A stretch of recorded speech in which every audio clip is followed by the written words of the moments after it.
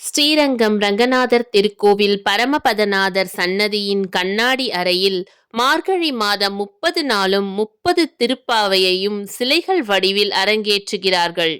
மார்கழி 13ஆம் நாளான இன்று திருப்பாவையின் 13வது பாடலான புள்ளின்வாய் கீண்டானை பொல்லா அரக்கனை என்ற பாடலின் சிலை வடிவத்தை இன்று கண்ணாடி அறை சிலைகள் வாயிலாக காணலாம்.